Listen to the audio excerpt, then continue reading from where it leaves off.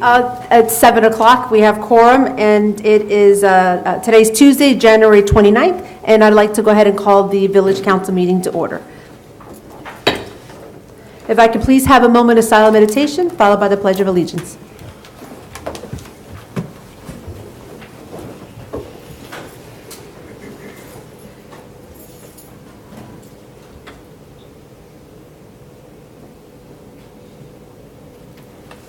I pledge allegiance to the flag of the United States of America and to the republic for which it stands, one nation, under God, indivisible, with liberty and justice for all.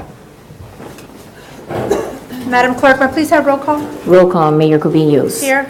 Vice Mayor Nickerson will not be in tonight. Councilperson Mathis. Present. Councilperson Roman. Present. Also present for the record, Janice Jacoby, Village Clerk, Cristia Alou, Village Manager, Norman Powell, Interim Village Attorney. All right, thank you. Before I ask for a motion of approval of the agenda, the gentleman that was going to do the F1 presentation cannot make it, so we are going to just scratch that out. And at this time, I get a motion of approval of the agenda, please. I'll move approval. Motion's been made by Councilperson Mathis. Is there a second? I'll second. Second by Roman. Any nays? All in favor, signify by saying aye. Aye. Any nays? All right, the agenda passes with the change. At this time, do I have a motion to approve the minutes for the December 18th regular council meeting? I'll move approval. Motion's been made by Councilperson Mathis. Is there a second? I'll second. Second by Councilwoman Roman. All in favor, signify by saying aye. Aye. Any nays? Hearing none, the minutes will pass for the December 18th meeting. Okay, we have a short agenda this evening. Good and welfare, anybody would like to come up before we get started? Hello, Maribel Fruitstone, 157 Northwest 88th Street. Just something, I'm the president of the Women's Club of El Portal, and we had some support in the past from last year that we wanted to give to the council for their support, and look forward to working more closely with the Public Affairs Committee through community events, and I wanted to try and do that as a positive beginning to our lovely meeting. So I'd like to present these to the council people, and that's all. Just thank you. We look forward to working again with you and have more community events together. Thank you. Thank you. Thank you, Maribel. Thank you, Maribel. And everybody in your organization, thank you. Thank you, thank you. Anybody else in good and welfare? Madam Mayor, members of the council, I am Charles C. Scott II from the office of Congresswoman Frederica S. Wilson. And last week I was here at your meeting and I told you I'd been engaging FEMA relative to the going-ons of the reimbursement to the city and the village itself, referencing the request for funding from FEMA on reimbursement for and a status update as to those reimbursements. At 5:41 p.m. this evening, I got an update from FEMA as it relates to your applications and the request for reimbursement. And right as it stands right now, you have 4 pending reimbursements for the city. And they are moving forward with them. I'll let you know that. And the timelines here for the amounts and when they're to be actually reviewed by different levels of reimbursement in FEMA. And literally they're moving forward, and I should have from the liaison on tomorrow a conversation relative to this particular update. But I wanted to give you a perspective. I know you and I sat down with the congresswoman in the office discussing this issue on last year. I will let you know that it's not dead. The shutdown in the government has delayed things a bit, as we're well aware. But by God's grace, they're moving forward, and they've got an update today, and I want to let you know that everything is still moving forward on 4 fronts. Okay? Thank you. Thank you so very much, sir. I ma'am. appreciate it. Bless you. Yeah. Anybody else in the public would like to make a comment? Okay, hearing none, we're going to close up the good and welfare, and we're going to go up to the first agenda item. H1, Ronnie Huffnagel grievance regarding alleged violation of April 15th contract. Madam Clerk, would you like to introduce our speaker this evening? Oh, sorry. I'm the Ms. manager, but okay. All right, I'd like to bring up Mr. Brett Snyder. He is a labor attorney with Weiss Serota. He has been assisting the village in this matter of the grievance with former Sergeant Ronnie Huffnagel. I'm going to allow Mr. Snyder to talk and speak about the grievance that's before us, and he will address any questions that anyone shall have thereafter. Thank you. Brett. Good evening, Mayor, Council, people. Essentially what we have here is a grievance that has been filed by a former police employee of the village, Ronnie Huffnagel. And we distributed in advance of tonight's meeting, there is a memo that you all should have with some backup, but I think for the record, I'm going to go ahead and just read the memo into the record so everybody that's here in the public sees this. And I wanted to frame the issue for you all so you all know what your duty and your role is here this evening. The village has a collective bargaining agreement with its police union, the PBA, and that sort of sets forth the terms and conditions of employment of your police employees, officers, and sergeants. Article 3 of the collective bargaining agreement between the village and the PBA covers the period October 1, 2017 to September 30th, 2020, and contains a mechanism through which disputes between the village and the PBA or one of its members may be resolved. And the relevant provision of that contract is attached to the memo that's been distributed to you as Exhibit 1. The item that's coming before you that we're addressing right now involves step 3 of the grievance procedure. And that step 3 provides as follows. If a grievance remains unresolved after it goes to the manager, the aggrieved covered officer shall have 14 days from the date of the manager response or from the last date it was due, should there be no response, to present with or without the PBA's assistance the grievance in writing to the village council, which shall have 14 days within which to respond. That's the operative provision. So let me give you just some background on the issue. Ms. Huffnagel filed a grievance on November 20th, 2018 at step 1. In her grievance, she asserted that the village violated Article 2 of the collective bargaining agreement between the village and PBA and breached an April 15th, 2018 written agreement between the village and her when it reassigned Huffnagel to the position of police sergeant on November 13th, 2018. And the grievance and the agreement I just referenced are both in the packets as backup to the memo. The step 1 grievance I just referred to is attached as Exhibit 2. The PBA thereafter filed the same grievance at step 2 on or about December 7th, 2018. The step 2 grievance is also attached to the packet you have. I would just note that the step 2 grievance is dated November 20th, 2018. That's not the correct date. It was actually filed on or about December 7th, 2018. And then on January 2, 2019, after that grievance was not responded to, the PBA filed the same grievance at step 3, which is before the city council. And the step 3 grievance is attached as Exhibit 4 to this document. And just some quick background, on April 15th, as I alluded to earlier, 2018, village manager Alou drafted a memorandum to the grievant, who was then serving as a police sergeant, that's Ms. Huffnagel, confirming that the grievant had been offered to serve in the position of interim police chief, and that she would be subject to a 6-month evaluation period in the event that the offer was accepted to serve as interim chief. The memo indicated that a failure to meet the outlined goals relative to the interim position during the evaluation period would result in the grievant being reassigned to a police lieutenant position. And you currently do not have a police lieutenant here, but that was what the agreement said. The April 15th agreement is also attached as Exhibit 5. And then on or about November 13th, when she was no longer the interim chief, she was reassigned, Ms. Huffnagel, to the position of sergeant. Essentially, your role here, by agreement with the PBA, is that you are tasked with responding to the grievance that came before you. And we have an agreement with the PBA that we have until February 6th, 2019 to issue a response. That was done on purpose to give you a chance to deliberate tonight and then give us direction on responding. Upon reviewing the grievance, really the statement of the issue that you have to decide is, did the village violate Article 2 of the collective bargaining agreement when it placed the grievant into the position of sergeant on or about November 13th, 2018.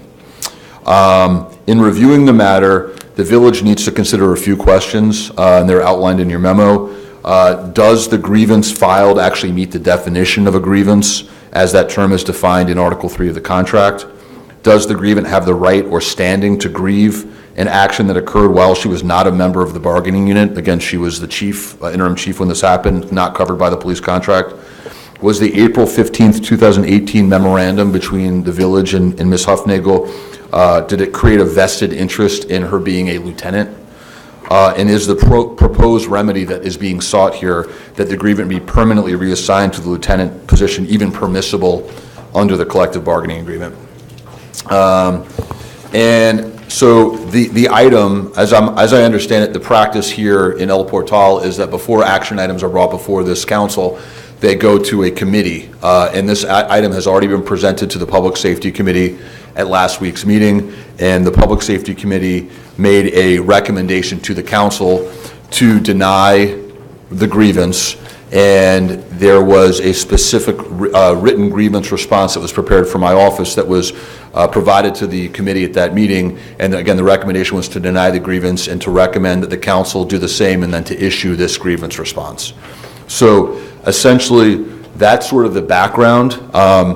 What I think would be appropriate at this point is Ms. Huffnagel and her attorney are here. They should be offered an opportunity to present you with their arguments or their side of the story, and then after they present, I've given you the background now. I would then present to you sort of the village's arguments or the village manager's arguments, and then if you have any questions, procedural questions or questions, we can certainly address those questions, but then ultimately we would need you to essentially make a motion to either deny the grievance or sustain the grievance with direction as to how to actually respond in writing, because we will have to do that after the fact following this meeting. So with that, unless you have any questions on process or background at this point, I would suggest that you hear from the grievant and her attorney. Thank you, Brett. Any questions before I call up Ms. Escobar? Excuse me, Mayor Cubillos, not related to this, I'm sorry. It's just that everybody needs to speak into their own microphone clearly. It was brought to my attention by some of the residents who've been watching the videos that they can't hear. And for transparency and also for record keeping, everyone needs to speak on their own. That's why I asked Councilperson Roman to move over so she can speak in front of her own. Okay. Any questions for Brett before I call up? Okay, hearing none. Thank you, Brett. Okay, Christina?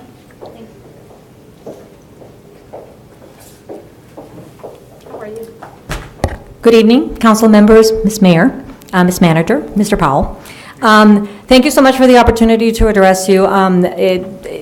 Pursuant to Mr. Schneider, the background is correct.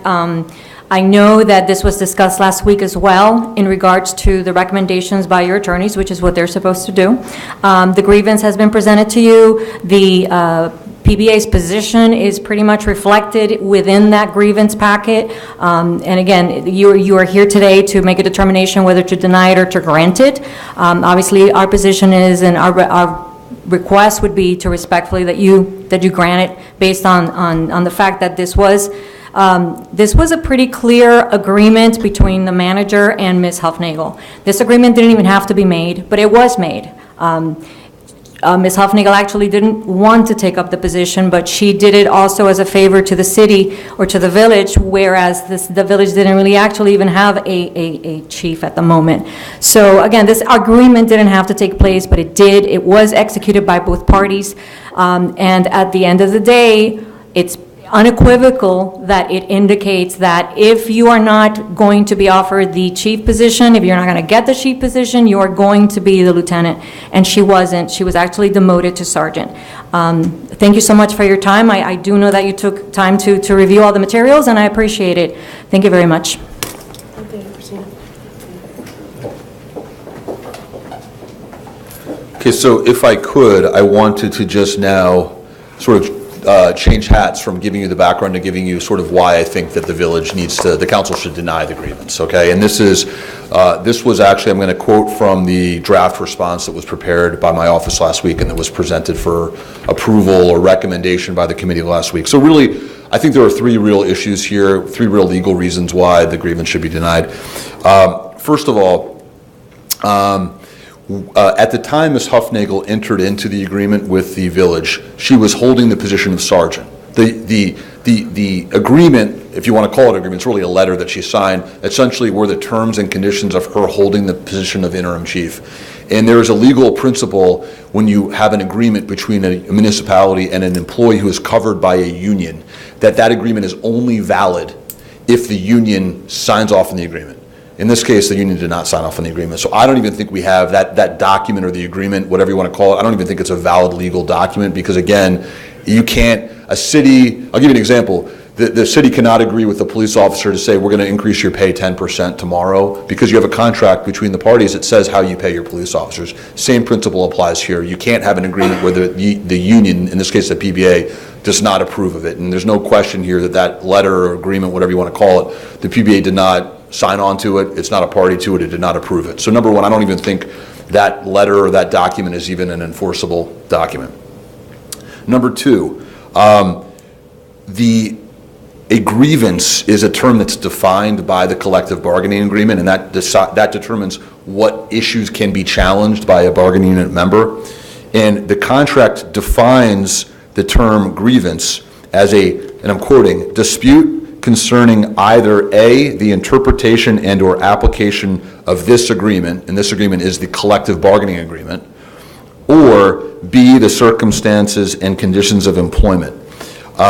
Here, the dispute is about whether or not the city violated this side agreement that the manager and Ms. Huffnagel entered into without the PBA approval. That does not fall within the definition of a grievance. This is not a grievance about a dispute under the collective bargaining agreement. This is an entirely separate document, and nowhere in that memo is there any reference to there being any incorporation of the contract or any reference to the fact that either side could file a grievance under the contract. So again, number one, we don't think it's enforceable. Number two, even if it's somehow an enforceable agreement, the grievance procedure in the collective bargaining agreement does not allow for her to use this mechanism to file an appeal of it.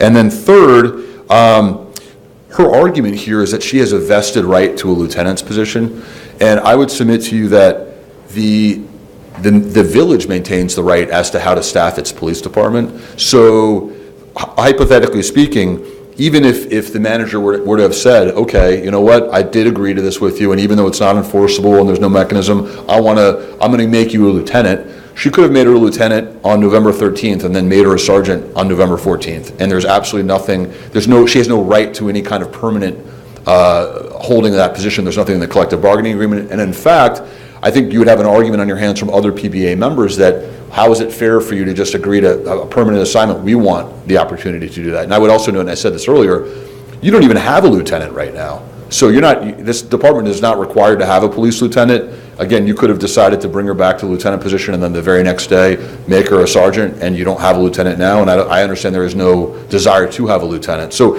those are really the key issues here. Again, not to belabor the point, but the agreement's not enforceable. Even if it is, the agreement's procedure and the CBA cannot be used to enforce it. And three, she has no vested right to a lieutenant's position. So she was brought back to a sergeant's position, and for those reasons, I would recommend that you make a motion, one of you makes a motion to deny the grievance and to adopt the grievance response that the committee already recommended, and then we would go ahead and issue this grievance response on your behalf in response to the grievance. And that's the recommendation of staff and my recommendation to you as well. And again, if you have any questions, comments, I'm happy to answer them. Okay. Thank you, Brett. Any questions for the attorney from the council? Okay, hearing none. Before I open up for public comments, is there a motion? I'll motion to deny the grievance and accept the agreement as it was proposed by our legal counsel. Is there a second? A second. Second, a motion's been made by Councilwoman Roman to accept the memo that the Public Safety Committee passed, drafted by Weiss Arota, and to second by Councilperson Mathis. Thank you. Thank you, Brett. I'm going to open for public comments. Okay? Absolutely. Before I ask for a vote. Okay. At this time, I'm going to open up for public comments before I go ahead and ask for a vote.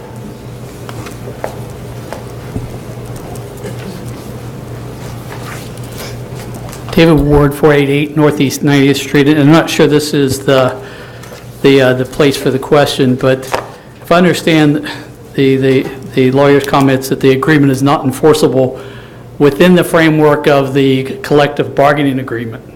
So if we decide, the village decides that it's not enforceable, or legally it's not enforceable within the framework of the collective bargaining, does that open up the village to a lawsuit outside of the collective bargaining? Because if it doesn't apply within the collective bargaining, then there's a contract or there's a written document between the village manager and former Sergeant Huffnagel. Would you like me to? If you like. Sure. So I'll preface this by saying that I don't want to speak on Ms. Escobar's behalf, the PBA attorney. She's a very bright lawyer, and there's a lot of lawyers down here, and lawyers make arguments. That's what we do. So to answer your question, I mean, sure, could somebody assert that there was a breach of the agreement and file a lawsuit? Yeah, somebody could do that. Do I think it's a winning claim? No, I don't think it's a winning claim. I think for the same reasons I already discussed, I don't think the agreement is even valid on its face for the reasons I mentioned, because under well-established law in Florida, in order for there to be a valid agreement between a municipality and a member of a bargaining unit, the union must sign off on it. So I'm really, again, I can't prevent somebody from filing a lawsuit, but I don't think it would be a meritorious lawsuit. Thank you, Brett. I think Anders is waiting. Oh, I'm sorry. I need to follow this one.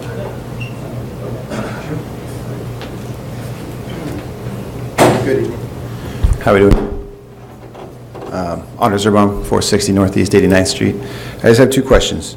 The first would be, is there any dispute about, like the original agreement, sounds like the argument is that is not able to be upheld because for various reasons it was not legitimate in the beginning. Is that more or less correct?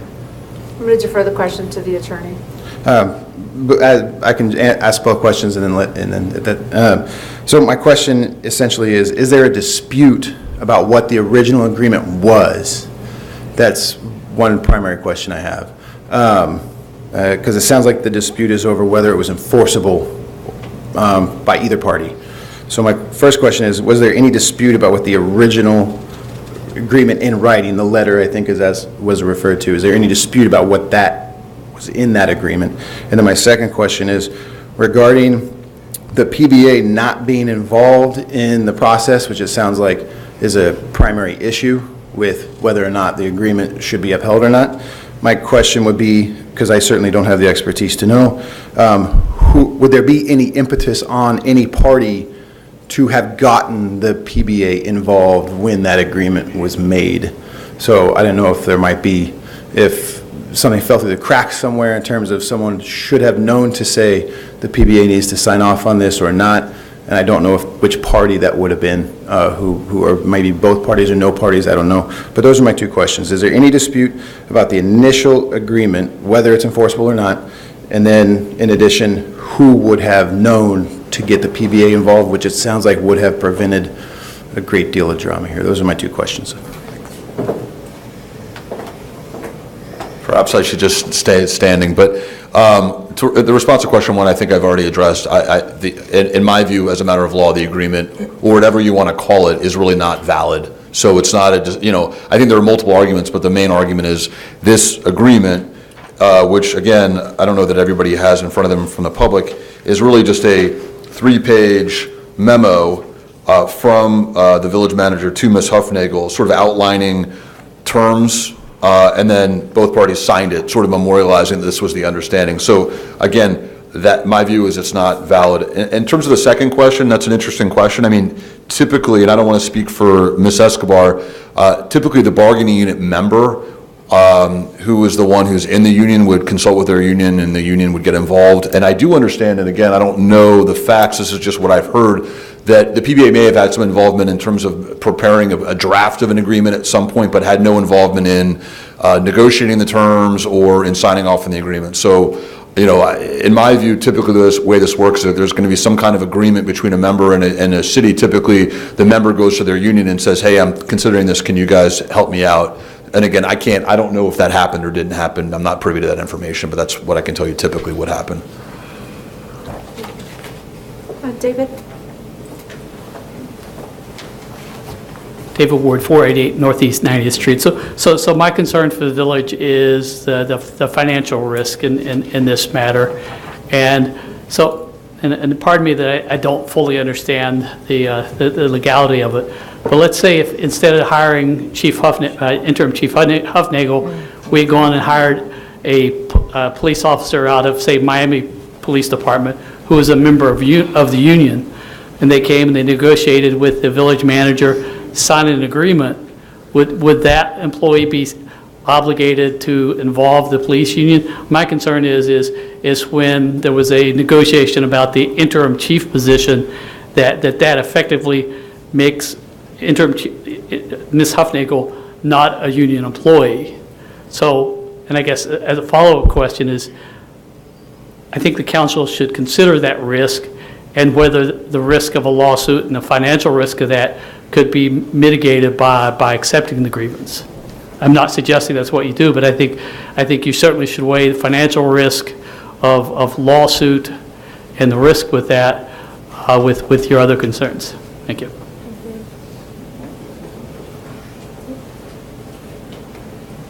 I have just only 3 questions. Well, now that this issue is being brought to the public, I just want to know exactly what is... State your name and Name and address, please. for- Sandra Guess, 87 in Miami Court. I want to know what is exactly what Officer Huffnagel is asking for in this grievance. What is she looking for? Is she looking for her job back? Is what is it exactly she wants to be reinstated? I don't understand what is exactly what she's asking for. That's first.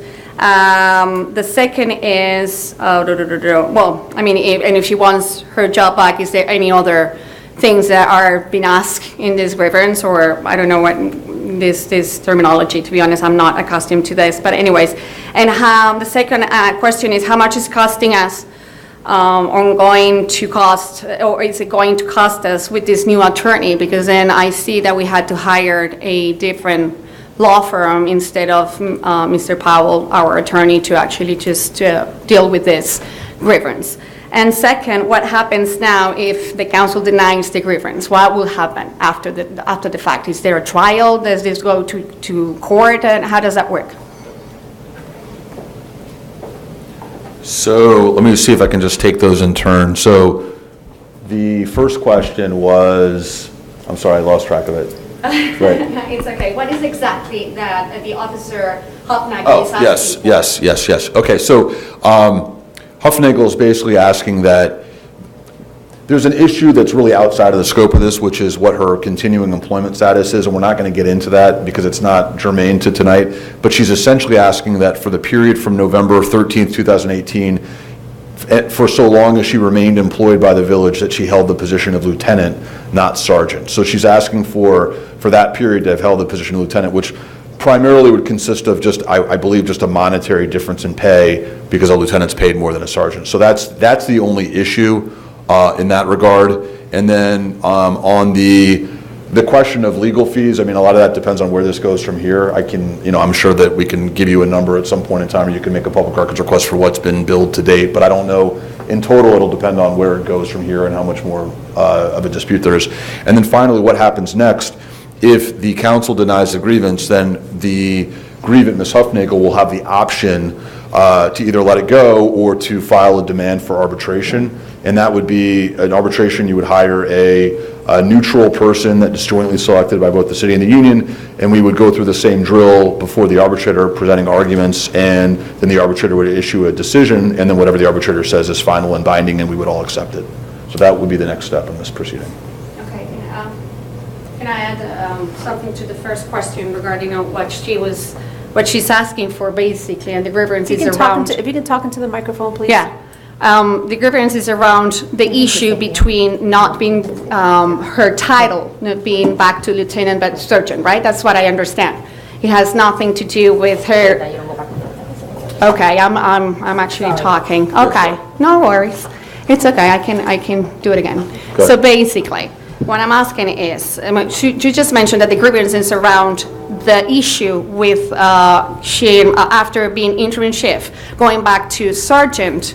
Right? As opposed to title, lieutenant, as opposed to right. lieutenant. That's what the Correct. grievance is about. Correct. So it has nothing to do with her asking to be reinstated as a police officer for our village. It has nothing to do with that. That is another issue, but that is not. Oh, that's another issue. No, that's not for today. That will be, we may do the same thing at a later date concerning that issue, but for today, the only issue is from the period that she was returned to the position of sergeant, which I believe started November 13th, 2018, until her employment, as long as her employment continued with the village, whether she should have been a sergeant or lieutenant.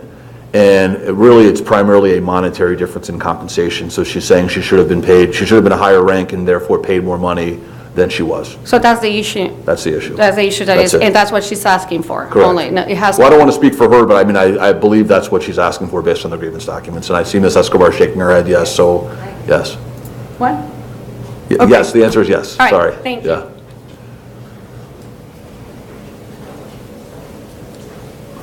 Good evening, everybody. You know me already. Philip Andronicus, 147 Northwest 87th Street. I'm here to speak also for Ronnie Huffnagel. I've been directly involved with her, especially by the manager, who said that we both threatened to kill her, and she had, here's the Mummy Shores Police Department. I have received nothing from the council, no apology from nobody. Okay, I did suggest that Ronnie was reinstated to stop all this personal aggravation, which we're all being part of. Claudia Kubilis. Okay? Sorry I haven't been here for the last couple of meetings, but there is a Pinocchio virus going around, and I didn't want to catch it. Does anybody know about the Pinocchio virus? Which means lies. There's been lies told about me. I had three officers at my house one evening sent by your interim chief, chosen by you, saying that I threatened him as well, which was a lie. Luckily, I work every day with Homeland Security. So it was very easy for me to talk to them. And they believed me more than they did your ex-police chief, interim police chief, another Pinocchio. Thank you, whoever laughed. Also, I believe that if you're a resident of El Portal, you can get tickets taken away. Is that correct or incorrect? You have nothing to say, Mayor? No, we know why. Okay, so I will be joining everybody on making a legal complaint against all of you for what you did to me. And don't forget, I have 25 to 30 years background check, 0. Until the interim police chief, Pinocchio Perez, and if he was here, I'd say it in front of him. Okay? I have no qualms about doing that. He's a liar.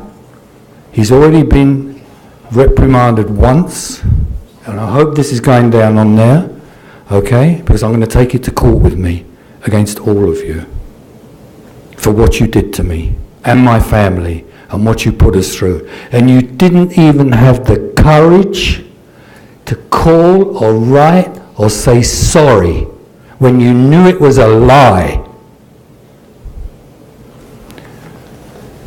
You'll be hearing from me, Mayor. Thank you.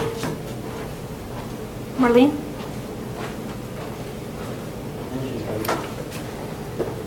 Marlene Whitaker, 89 Northwest 89th Street. I concur with David Ward. I don't believe our village is in a position to enter into any lawsuits. With respect, I was married to a lawyer for over 30 years. I know how they like to make money. We do not have that kind of money to continue to support lawyers. I also feel that I am concerned about that a lot because, as you well know, we're trying to, thank you. We're trying to get back on budget and do things for the village, not to have extraneous things. I believe, and this is only my humble opinion, that the contract that was signed or agreed to by Ms. Alou and Ronnie Huffnagel at the time I believe was signed in good faith on both parties.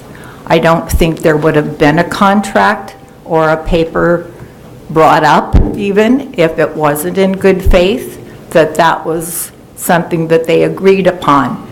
I think it's sort of splitting hairs at this point, that, the union should have been there, or Mr. Lou should have known that the union should have been there, or Ms. Huffnagel should have known that the union. No blame on anybody. This was a good faith, I believe, agreement. And what disturbs me even more so is that in good faith and in running our village and trying to have the spirit of working together, if this continues and people will hear about it and how it unfolds, how is that very welcoming for anybody else to want to come and work for this village if they feel that every time they turn around, they're going to have to get an attorney, or they're going to have to call the union, or they're going to have to, a second guess. In other words, nothing's going to be on face value. It's like, everybody's going to walk around paranoid. I understand there is legal process that has to go with things. But in this particular instance, I do believe that we are not in a position to go into battle, per se, and spend lawyers' fees when we don't have that money, and to create bad, just a bad feeling with anybody that might come in and be part of our wonderful village. Thank you. Thank you, Marlene. Hi, Matthew Webb, 150 Northeast 87th Street. This is kind of in the spirit of what was spoken about at the last meeting. And, if we're talking about what's best for the village, this lawsuit, or this pending lawsuit, and this whole issue that has come up is really not best for the village. I mean, it's dragging down resources and time for everybody. And I'd just like to come out and say, I support the council with their decision.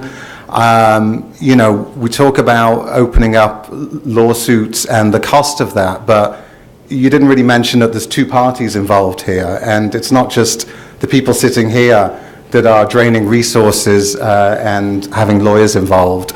So, just speaking to the village, we all want what's best for our village, and we want our village managers and the people that we elected. Call me naive, but I want to put faith and trust in them. They are the people that we elected. They're trying to do a job. I don't think that's been recognized. I think that we should support them and hopefully move on from this issue expeditiously so that we can get back to running our village and not having it dragged through the mud and having the Miami Herald write kind of bizarre and kind of questionable stories about what is happening here. They seem very one-sided. So really, that's all I wanted to say, and just that I support the decision they make. Thank you.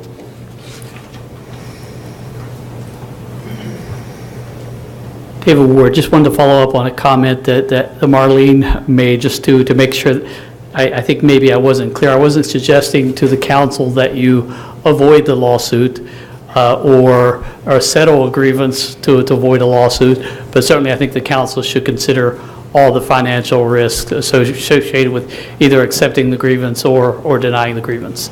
Thank you. Any other public comments?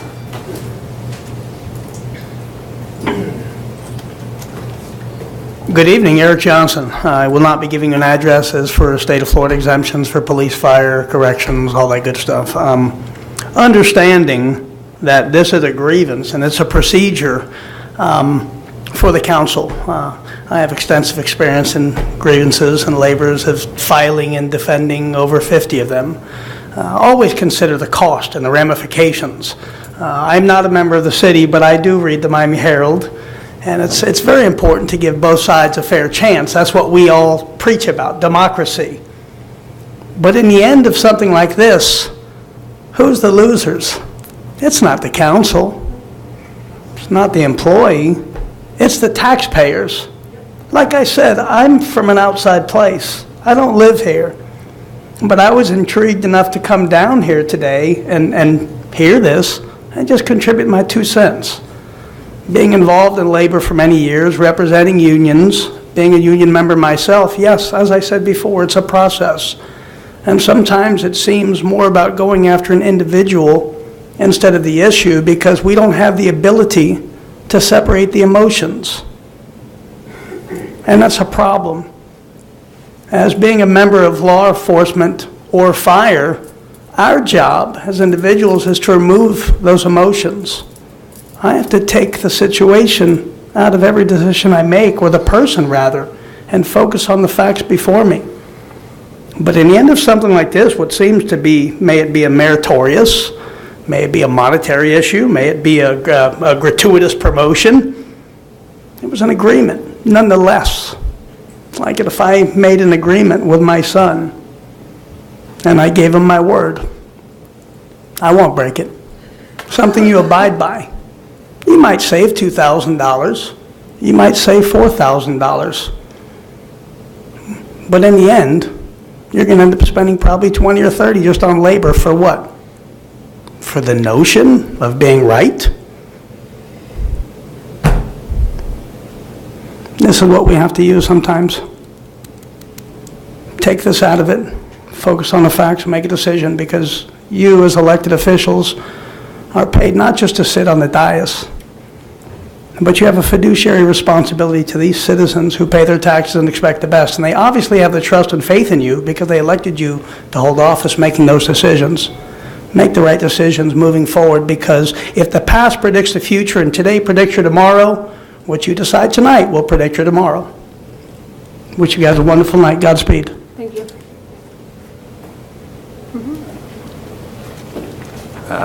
Matthew Webb, 150 Northeast 87th Street. I did have one question, actually.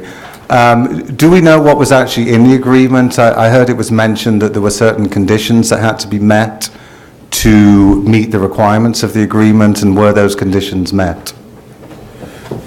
So I can certainly, I could read it to you. I mean, it's 3 pages. I don't know if you want to go into that level of detail, or I can sort of paraphrase. Essentially, the letter says that Ms. Huffnagel will be made the interim police chief, that it will come with a salary of $70,000, and then there are a series of items that were, I guess, what she was to focus on while she was in that position. I mean, I'll briefly go through them. One is education. It says that she was to obtain or be in the process of obtaining a degree or associate's degree in police science, law enforcement, et cetera. Again, I can't tell you, I don't know if anyone can tell you as it relates to each one, whether it happened or didn't happen. I don't know if she was undergoing a course of study, so the manager's shaking. Okay, so 2, leadership. She was to bring a positive attitude and work environment in the department. And then there's some additional stuff, and again, I can't speak factually as to what happened, but I would venture to guess that the manager would say that she did not satisfy that. Budget, she must train with the village manager and CFO to know the department's budget, to be cost-effective, creative, etc. Again, I don't know whether that did or didn't happen. Problem solving, she was to effectively analyze situations and solve problems efficiently, solution-driven, et cetera. Again, I can't tell you whether from the village's view that happened or didn't happen. She was to communicate effectively with others, delegate work as appropriate. She must have appropriate plans and goals for the police department, prioritize properly, show good judgment in decision-making, make sure that the police department was staffed properly, be motivated, show initiative, and show quality work product. So again, I'm not sure that any of this, quite frankly, is germane to the issue that the council has to decide tonight, but those are the elements of what was understood in the document that the manager and Ms. Huffnagel agreed to. And again, the manager, if she wants to, can answer. I don't know whether or not those elements were satisfied or not. And then one other question, just referencing the last speaker. In your experience, I kind of understand what he was saying. Sometimes you just have to put emotion and what you perceive as right or wrong aside, just to kind of move on. Is that your experience, that sometimes, regardless of what is perceived or what you think that the facts are, that a grievance is just accepted so that a city can move on?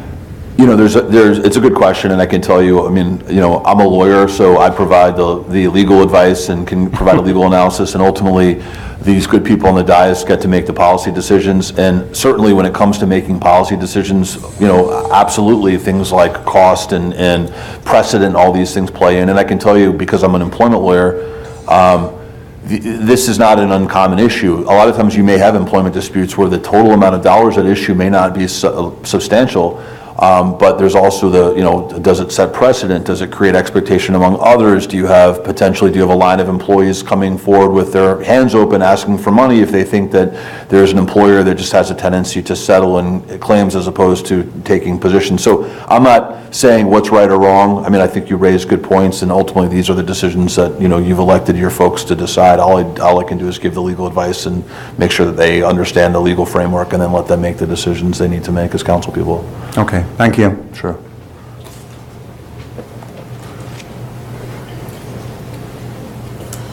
Hi, Janice Koch, 25 Northwest 89th Street. Just curious, so if the grievance, if what Ronnie is asking for is lieutenant pay from the time of November 13th, 2018 until she was, I think, fired, do we have the number? What is she asking for? Do we know how much that is? If that's what she's asking for in this grievance? I mean, I know you're trying to decide whether it is enforceable and that kind of thing, but do we have the number? No?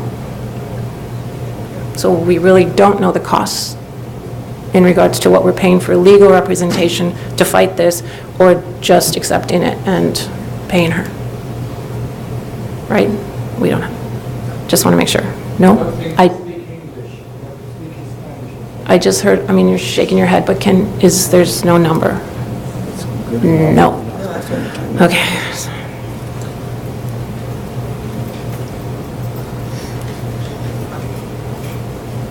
Any other questions on this,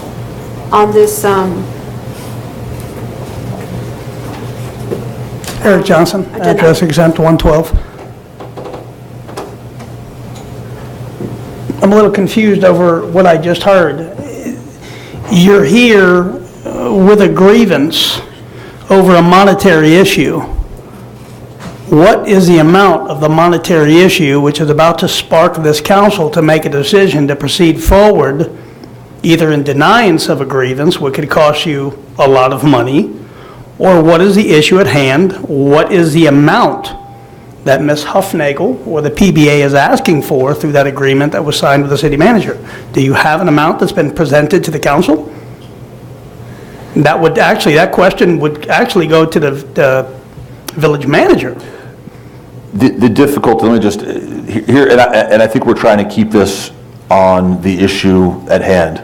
But the issue here is, and we're, you know, and I don't want to get too deep in the weeds, but there is a process in place now regarding Ms. Huffnagel's termination.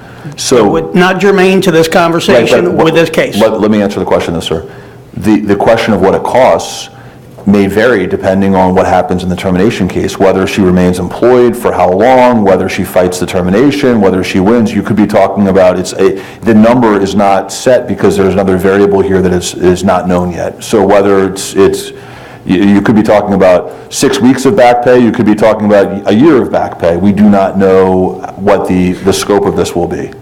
We file grievances individually on separate accounts. From what I understand, the termination thing is totally separate from what the council is deciding on tonight. Am I correct, yes or no? That's correct. Okay, so on this grievance, particularly this grievance F whatever dash 191 2019, whatever it is, the council is to make a decision on whether they're going to accept or deny. And if they deny, you will make a demand for arbitration. We'll go to the American Arbitration Society. We'll go through the whole rigmarole. Have they been presented an amount of, I believe it was said that she had settled on a salary of $70,000 as the term that she was interim chief. Has the council been presented an amount of what she would be owed if they decide to accept or deny this grievance, of what the actual cost would be right now? I do not know the answer to your question, but again, what I can tell you, sir, is even if they were provided an amount, that amount that they're provided may or may not be the amount. Because again, just bear with me for a second. I understand. Just bear with me for a second. She was demoted November 13th, okay? Right now, she's not employed, or there's a question about whether she is or isn't employed, but my sense is that when that process plays itself out, if her termination is upheld, she will file another grievance challenging her termination. So at some date in the future, if that happens, whether it's in, you seem familiar with the labor process, you understand that by the time a grievance goes through a procedure and an arbitration, an arbitrator has a hearing and issues a decision that could be 6, 8, 9, 10, 12 months out, that the amount at issue here could depend on what that arbitrator in a second case says about whether she should have been reinstated as lieutenant, whether she's entitled to back pay. So it's not, frankly, even if there was a number, it's not as simple as to just say the number is X, because there are variables that are outside of this village's control that may impact what that number is at some later date. So I appreciate and respect where you're coming from, but I think the point is that it's not so easy as to just say, well, the number is $1,000, because it could be a lot more depending on what happens on that second prong of this. I understand that, and unfortunately for these taxpayers, going down the road that you're going, it could be a lot more in a lot different areas also, because of simple things of saying you have a person filing a grievance and you don't even know how much she's owed. We don't have a claim about it. It kind of seems like I'm just sitting on the outside, kind of seems like you're going into this backwards. And in the end, the people who are going to pay for it is the taxpayers out here. That's what it seems like to me. I'm definitely not a labor attorney. I've dealt with them for God knows how many years. But if we can't ask a simple question on the dais to a city council who's about to make a decision, on a financial decision, by the way, because that's what this is. This is a financial decision moving forward. You're owed money. I believe that's what it is, because of a position. Well, how much money you owed? It's kind of like going to a car dealership and saying, yeah, I want that car there. How much is it? We don't know. Because in 2 years it could rain and, a bird could poop on the car overnight and it'll bring the value down, but tomorrow the sun could shine, it looks better, it's more. What is the amount? I mean, I'm sure I could follow, Chapter 119, put in public records request, but this is the time to do so because this council, this mayor, is going to make a decision which has financial ramifications to them, the taxpayers. That's the one thing they should know. That's the one thing they should know also as taxpayers. How much? How much is it? Is it $1,000? Because 1,000 versus 20,000 legal fees, that's a big difference. That's kind of disturbing.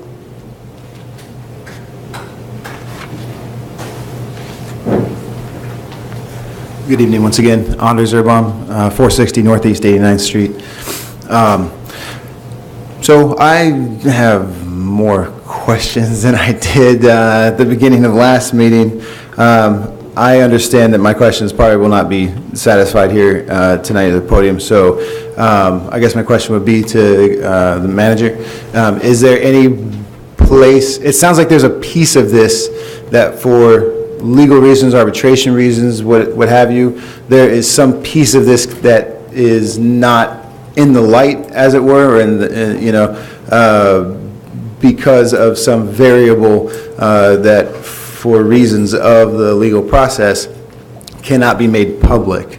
That is the impression that I have, and so I'm just curious to know if, since even like late November, December of just this past year to present, is there anywhere that the residents would be able to go to see kind of where this began, as far as the initial complaint, initial decisions from the council that brought us to this point where arbitration between our attorney or village manager or council failed, and that we are now litigating or forgive that I know it's not litigation exactly where we're at right now, but at least in terms of arbitration involving outside counsel and things like that, where would it be possible for a resident such as myself, who's coming into this a little bit in the dark, a little bit surprised, a little bit shocked, to be able to kind of just track the pieces for my own satisfaction?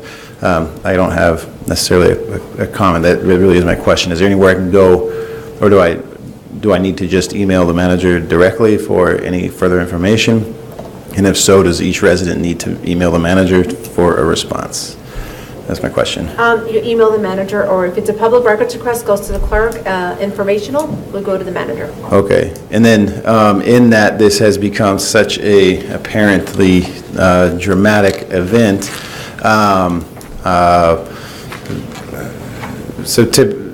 in that it has become such a dramatically large event, I'm just curious if at any point in time the details of this whole thing would be made public in any way, shape, or form.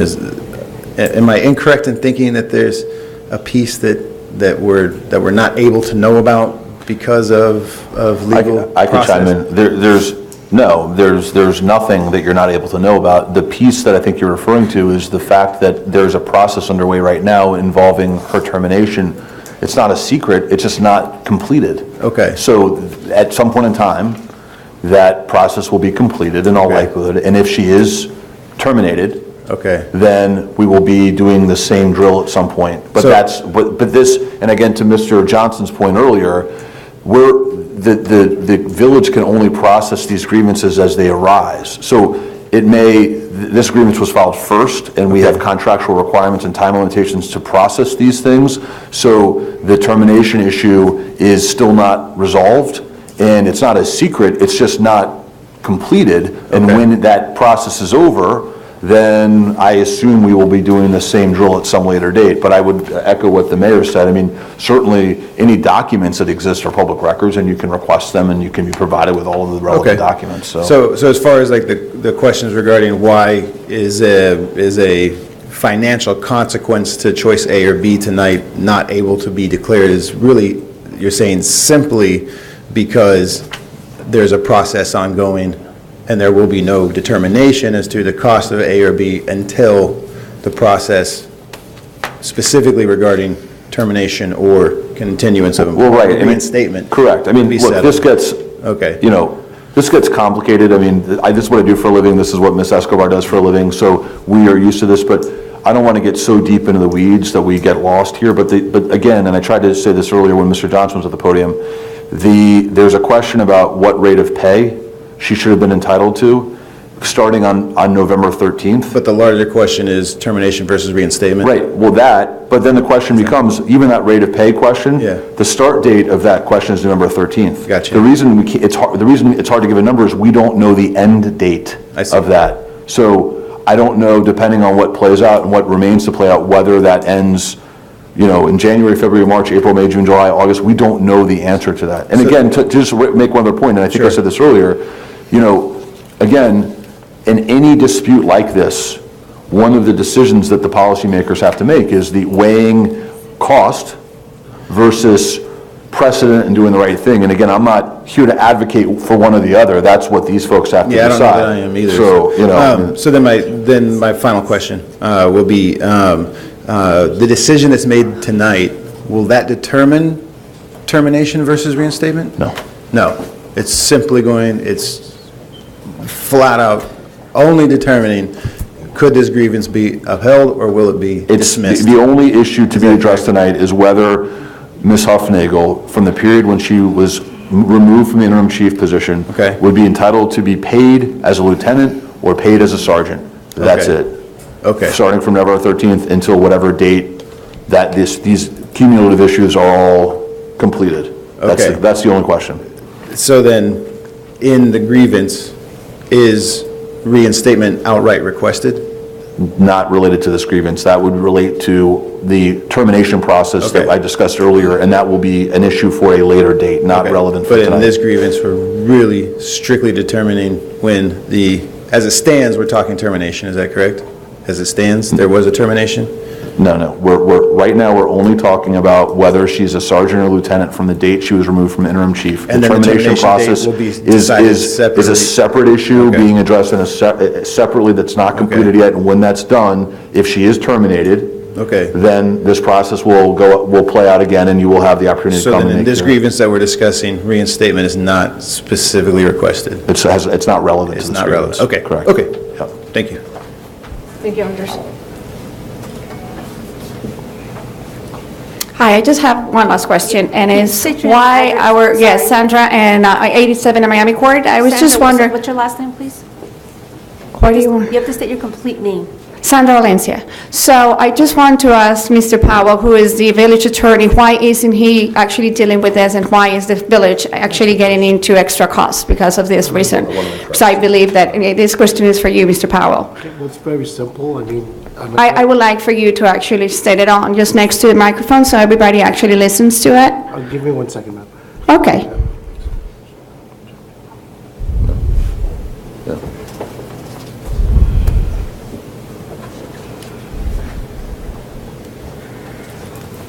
The answer is very simple. As Mr. Schneider stated, he is a labor attorney. This is a labor issue.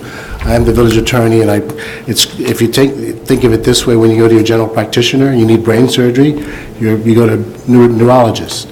And so it applies in law. If we were doing a bond issue, I would not be doing the bond issue. We'd get a bond counsel to do that.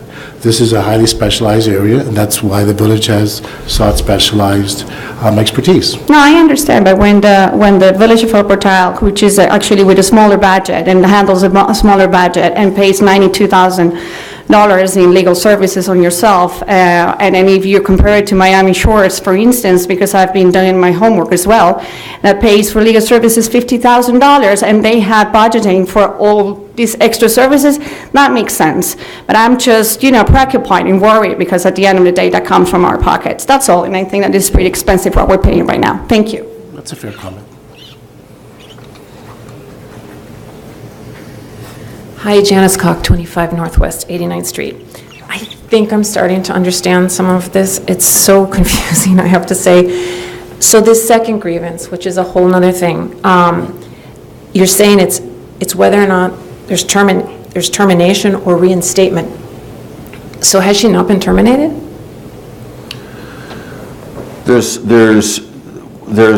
She was terminated, but the union on her behalf raised some issues about the process that was utilized, and so she has subsequently been reinstated, and now we had a meeting earlier today to address whether she would be terminated. So as of right now, she is reinstated, and the village is determining what to do going forward with her. But again, those issues are not germane to this proceeding. So as far as reinstated, it's kind of like she's holding a position without pay, For right? the time being, correct. Okay, all right, thank you. Yeah.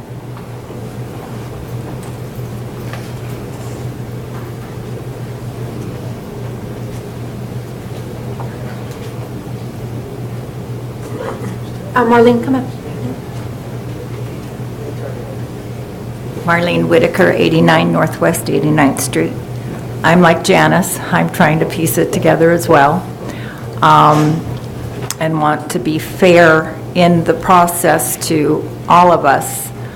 I'm a little confused where she's terminated, but she could be reinstated only to be terminated again.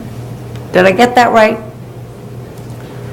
If that's the case, let's hypothetically just go on, let's say she's going to be terminated, because this terminated, not terminated, terminated, we can do that for a long time too, I guess, which is going to be costly. What I'd like to know is what would be before.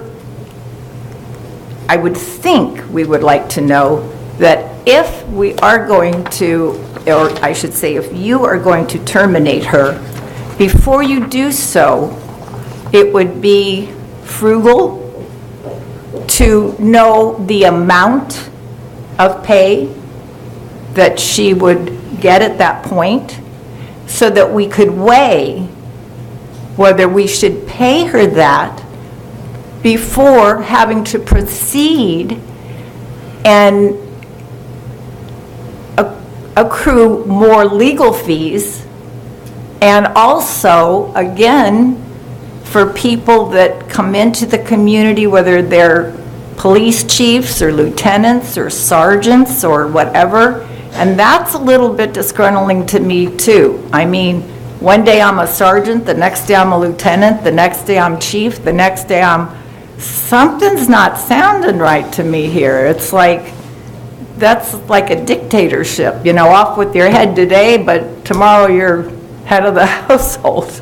But I think basically what I'm trying to get at is that we need to determine what the pay would be if she is to be terminated before we proceed with any other legal matters, and that should help determine whether we should or we shouldn't. And I don't think that rests on fighting something because it's the thing to do, the right thing to do, the wrong thing to do. I think it's logistics.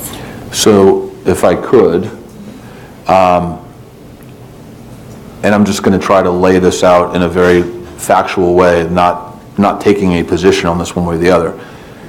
The issue when you terminate somebody like Ms. Huffnagel, who's covered by a union contract, it's not a dollars issue. The issue is about whether the village wants to have that person continue to be employed by the village. If we have a legal dispute that goes to arbitration, the real question is whether she gets her job back. That's really the issue, not money. Now, yes, an arbitrator, if she's terminated and we go through this grievance process and we go to an arbitration, that takes time. And part of what an arbitrator can decide, if the arbitrator believes that the termination was not valid or was not, really the standard is, was there just cause to terminate the employee? And if the arbitrator finds there was not just cause, the remedy typically would be the employee is reinstated as an employee going forward and then given back pay from the point from termination to reinstatement.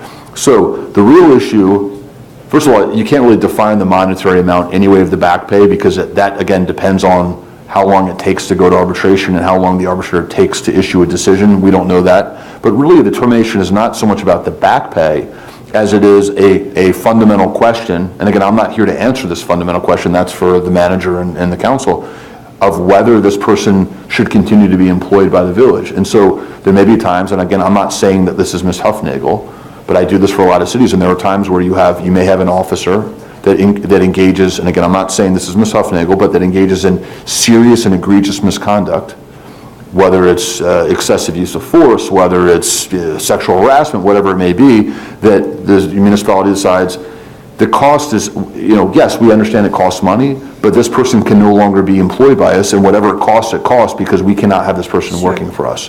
So my point is that you can't really look at that as a dollars and cents thing because the question really is not about what the back pay is. The question is, can this person continue to be employed by the village, or do they pose a risk to the village, a risk to public safety, a risk to the residents, those types of issues. Those are really the issues that are germane to this.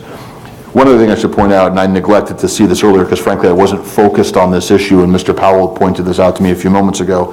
The letter that we're really talking about here, it actually says, and I guess this kind of answers the question Mr. Johnson had raised, it says that, and this is, I'm quoting from the agreement, this is the last full paragraph of the letter agreement, it says, at the October 16, 2018 evaluation meeting, if you, Ms. Huffnagel, are successful in meeting the goals that I mentioned earlier, you will be offered the permanent chief of police position with the village at an annual salary of $75,000. And then this is the important part. It says, if you do not meet the requirements at that October 16th meeting, you will become lieutenant, which is really the issue here, of the El Portal Police Department.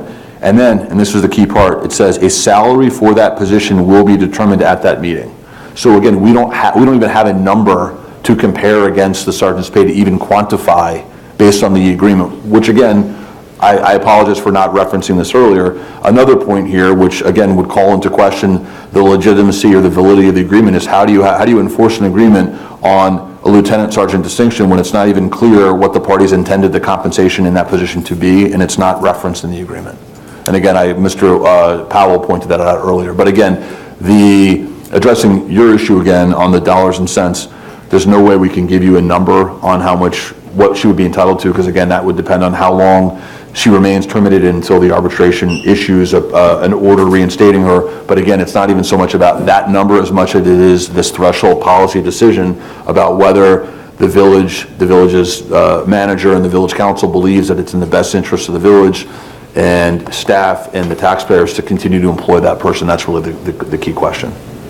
May I ask you a question about that contract? That was done between Ronnie Hofnagel and Ms. Alou. Again, both of them, I think, because of the situation at hand, again, I'm speculating, but it seems to be what the case was at the time, that they came to that agreement to think that they were both doing the right thing for the village. Am I correct? Therefore, I refer to it as a good faith agreement. Isn't there any validity to a good faith agreement that way, just like the gentleman brought up about, an agreement with my son, or anybody that's an honest person doing business with somebody in this particular environment, especially where you sign something, you go, okay, I will do this. Now, I understand if Ms. Hufnagel didn't, do her job to what was expected, then I understand there's grievance for that. However, the actual contract itself doesn't seem to be something that should be, it's like a moot point as far as I'm concerned, because it was something that was done in good faith to help our village at the time, and it seems like that's becoming the, albatross kind of thing to perpetuate so much of this. And that's something I'm not understanding. Could you shed some light on that? I mean, I think what you're asking is, what I can tell you is, I'm a lawyer, right? So my job is to tell you whether I think it's going to be legally enforceable. And based on what I've told you before, I do not think this is, for the reasons I said at the outset, it's not legally enforceable. But there's another way to look at this, right? That's what Mr. Johnson had said earlier. You may make an agreement with your child that says, hey, if you mow the lawn, I'm going to give you $5. Is that a legally enforceable contract? No, but somebody may say, well, I feel obligated to honor that agreement. So there's multiple ways to look at this. What I'm telling you is, this is from a legal perspective, for the reasons I've already mentioned previously, I don't see this as an enforceable agreement. And again, I didn't even reference earlier, and I think it's another really important point, the fact that how would an arbitrator even enforce this lieutenant sergeant distinction on compensation when it's undefined what the compensation was to be as a lieutenant? So it's a whole nother issue here. So I don't even know, frankly, how you would enforce her being a lieutenant when you don't know, there was never a meeting of the minds as to what the compensation in that position So would there's be. nothing in the books that say sergeants make so much, lieutenants make so much, captains make so much? Well, again, it There's says, nothing- this agreement, what she is trying to enforce, says a salary for that position, the lieutenant position, will be determined at a later date, basically. And there was never any It was determination of what open-ended. that number would be, right? Okay, but again, but isn't there like a guideline for what a lieutenant's pay should be? There is collective bargaining agreements typically have pay plans. I don't think this one has any pay plan for lieutenant. I think you have an understanding as what officers' pay is and sergeants, but nothing on lieutenants as far as I know. Okay, one last thing, and I will leave it all up to you. I do feel, again, very strongly that certain things cannot be bought with money, and I believe, Ms. Alou, please listen to this. I'm sorry. No, that's okay. I believe, because you're included with this, I believe very strongly that some things cannot be bought with money, and the good faith agreement that you did make together, I don't think should cost the taxpayers something to continue. I do believe that if there's other issues to be worked out, then that's up to all of you. But I think we'd be doing our village a disservice if that was, what this whole thing was about. Thank you. Thank you, Marlene. Sandra Valencia, 8633 Northeast Miami Court. Is that okay, Claudia? Okay. So here's my question. So if the outcome of this whole grievance trial, whatever you want to call it, litigation, if we come to that point, if the outcome is positive towards Ronnie Hufnagel, so who at the end will pay for all legal fees? Who will be paying? Us for her attorney's fees and your fees, or that's the question. So If the outcome is positive. regardless of the outcome is irrelevant. the village will pay for its legal fees, and Ms. Huffnagel and the PBA will pay for its legal fees regardless of what happens. Okay. And the second question and last question is, I heard that she was reinstated. So she's working for the village, for the department, right? She's on administrative leave, meaning that she's not actually working. Okay. And the administrative leave means, and it takes for how long? I mean, you can have an administrative leave for a certain amount of time, or is this that, how long? There was a meeting today that I attended along with the village manager, along with Ms. Huffnagel and her attorney, and my expectation would be that that issue would be completed by the end of this week, whether it's she's terminated officially or whether there's some sort of a deal or she's reinstated. One way or the other, it will be, I sense it will be concluded this week. So that's for the next couple of days. Okay, thank you.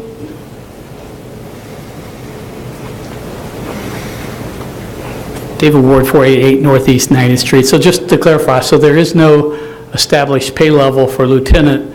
So if the council agreed to accept this grievance, then the salary could be set afterwards. So for example, the council then could set the salary for lieutenant at $1 higher than a sergeant. Theoretically, yes. Whether or not that would resolve the issue from the union and Ms. Huffnagel's perspective, whether they would take a different position, I don't know.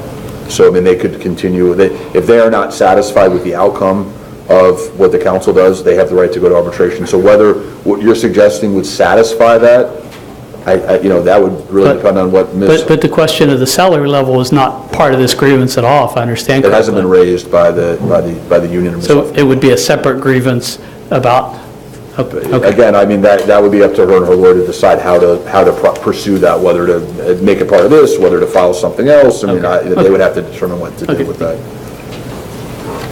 Hi. Margaret Okonkwo, own 211 Northeast 89th Street.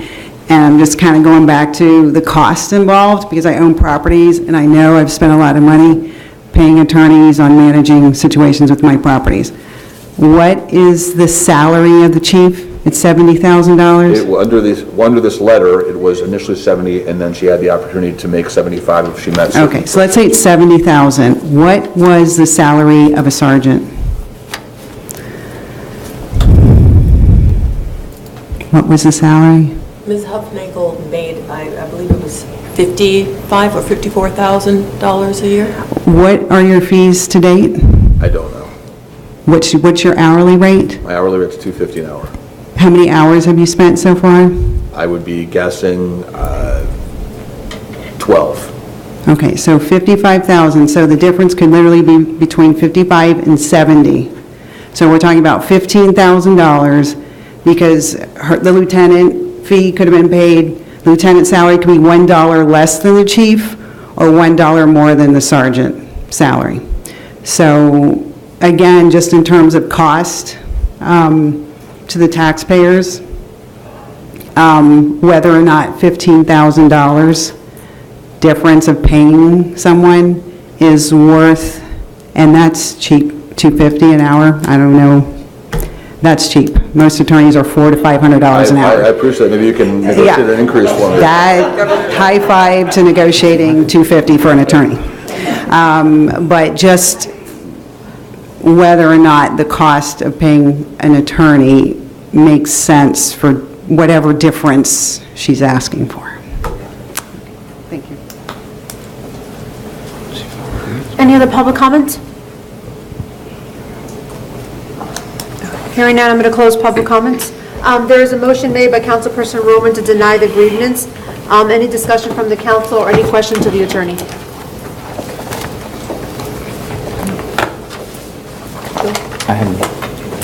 Hearing none, Madam Clerk, can I get a roll call, please? Roll call. Councilperson Roman. Yes. Councilperson Mathis. Yes. Mayor Cubillos. Yes. Motion passes 3-0. There are no resolutions. There are no resolutions in the ordinance. I'm going to defer to the manager's report. Good evening. I have a lot happening this month. We were starting the new year, and we had a lot to work on, namely our police department. But I do want to touch on some things that are happening just with the FEMA or Hurricane Irma recovery. The village has placed some FEMA submittal documents on the village's website in order for to respond to many inquiries. So if anyone is interested in what is the current status of the submittals, you can check the websites for that, or the website for that. Sorry. We are still in the review phases of the FEMA reimbursement process, and as the gentleman from Frederica Wilson's office stated, we're well on our way, so we're really looking forward to getting that money obligated so we can move forward and repay our line of credit. Let's see, I'm going to skip a little bit. Former interim police chief Jose Perez did resign this month, and Corporal Bernard Sharp was named acting police chief on January 22nd. And we are welcoming acting Chief Sharp, and we will work with him until, as the acting chief, until we can identify a permanent chief and start that hiring process. I'm researching ways to conduct a transparent and fair hiring process in order to alleviate some of our community's concerns, and also so that we can all feel comfortable with that selection. And that we'll be working on in this coming month. The McGrath report was completed this month as well, and an assessment was presented to the Public Safety Committee last week. And we have that available if you have not received it. We do have copies in our office if you would care to review it. But myself and the acting chief and Officer Burrell, who's our second in charge, as well as the other department members, are working on addressing some of the more immediate needs. But we are also going to, need that police chief, the permanent position identified, so that he too can bring hopefully some experience and skills to address the deficiencies that we have to fix in our department. And I must say, our department, our staff have been working with me and open and trying to, fix these things the best we can. And I'm grateful to see that we are working together. I have been in communication with the estate of Judge Tim Mayer. Interim Village Attorney Powell and I have met with the representative, Mimi Paez of Greenspoon Mater, to assess the property in the jail cell, and hopefully they will be removing that very soon. In fact, I got a message from Ms. Paez today stating that she is filing an emergency petition with the court for the authority to remove the property from the village. Apparently they need some highly specialized persons to come and remove that level of equipment from the jail cell. So we are awaiting that and staying on top of that to get that equipment out of our cell. Village business continues in our planning and zoning. The mayor and our Proserbia contractor will be meeting tomorrow to review the village's comprehensive plans and to look at any need for amendments to reflect changes in the state's requirements. We are continuing to work on our septic to sewer conversion project. We've missed some dates based on not having a completed package or completed designs, but we are working with the chair of our Public Works Committee, Councilperson Mathis, as well as Senator Pizzo, and the school board to get the land, which they've agreed to do, but we're still awaiting the formalities that come with that. But we are slated to appeal to the state for funding for this new funding cycle. And we've also applied for CDBG funds from the county for the road reconstruction once that conversion takes place. So we're hopeful to get that funding as well. And we actually had a site visit last week from the county to come and see where we wanted this road work to be done. So that Robert Uwano, who's the project manager for the septic to sewer project, is actually met with them and went through that site visit with them. Let's see here. I mean, there's a ton of things that we do, but I mean, things like backflow inspections and the bus stop benches that were removed on Northeast 2nd Avenue. I mean, all of these things continue and go on, and I've worked on all month. We are in the process of reviewing a state model flood regulation plan that, which we are required to do with the state. So that's something that will be coming up too, that we will do with the state and before May. And let's see, our CFO, Irwin Williams' firm, has hired a new CPA, Roderick Harvey, and he will be taking the reins from Irwin Williams at the end of this month. And well, I guess that's tomorrow or the next day, but he'll be taking over for the day-to-day, and Irwin will remain in the big picture of audits and what have you. And that concludes my report. I mean, we just continue to work on everything that comes our way, as well as trying to address a lot of our residents' questions and requests. Thank you. Any questions for the manager? Norman Powell. I'm just going to keep mine brief. Just touching briefly on the mayor, Judge Mayor's issue, the delay in removing the ammunition and weaponry from the village is particularly because of the nature of the weapons, and hopefully we will get the judge to sign off on it to allow the transportation. We have class 3 permit issues that require specialized movement of those weapons. I mean, it's almost a federal crime if you have one of those in your possession without the proper licensing. So hopefully the court will rule quickly so we can utilize the holding facility here in the village. Just generally, this past month has really been trying on the staff in terms of the departure of Chief Hufnagel. That's precipitated an inordinate amount of public records requests, not only from residents, but also from the media, and which has required a lot of legal review in contemplation of the proceedings that we're talking about. We've also, unfortunately, had to deal with the departure of one of our council persons, which requires us to prepare for a special election, which we've worked on, while at the same time dealing with additional public records requests from different corners concerning our FEMA application. I say that because to the extent that we're trying to move on with that, we still have legal issues that are hovering over all of these different processes that for a small village requires a lot of everybody rolling up their sleeves and chipping in at different times. And I think everyone's done a great job of that, so I'm just taking a personal privilege to talk about that.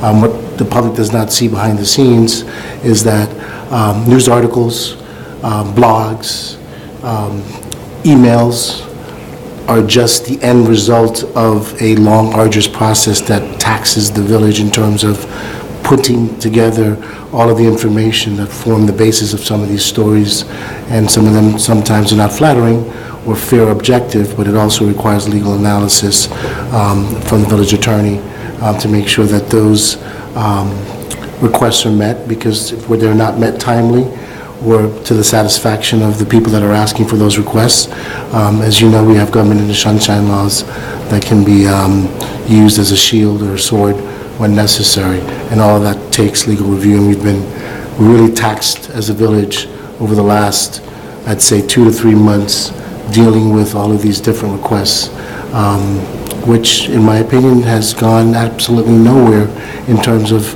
advancing the business of the village. Does that conclude your report? Yes. There is no unfinished business, no new business. Good and welfare.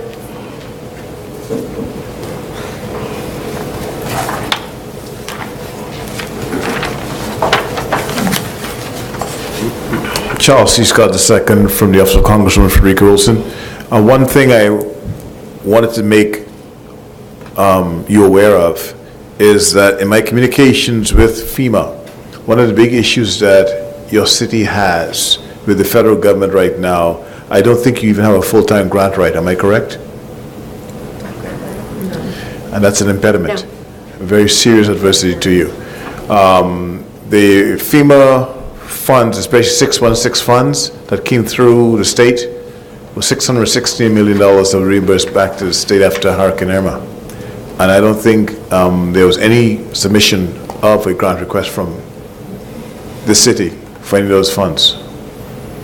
And I was saying this to you because there are other funds coming through as far as stormwater issues, hurricane preparation grants, as well as fire prevention and fire education and awareness grants that literally the city could be applying for. And I don't think there's any way HVAC reform being done at the present time. You may want to look at that because this is a new pipeline that the federal government has established towards moving funds into cities, as well as trying to reimburse funds after disasters or special events.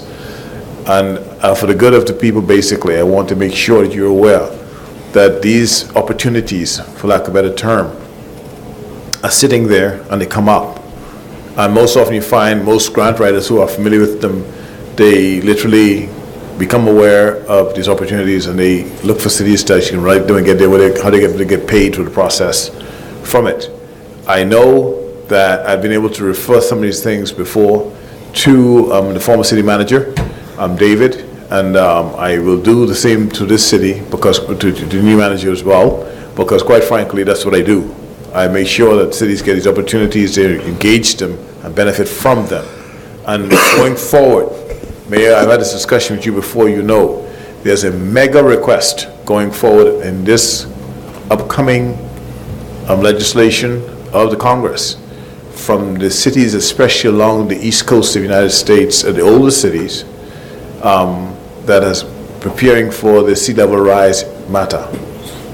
The city of Miami, as the mayor's addressed this morning, and he was talking about how they're preparing for it. Miami Beach is doing the same, as well as cities like other cities, Fort Lauderdale and Dania Beach, all the way to the coast, even into New York.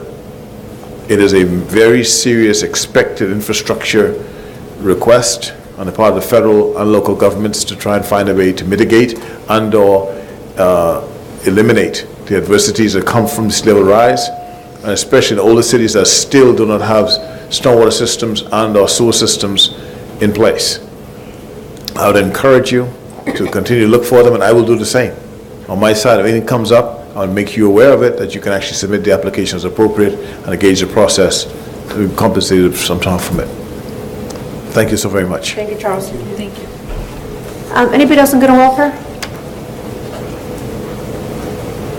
Okay, hearing none, I'm going to close good and welfare. Is there a motion to adjourn?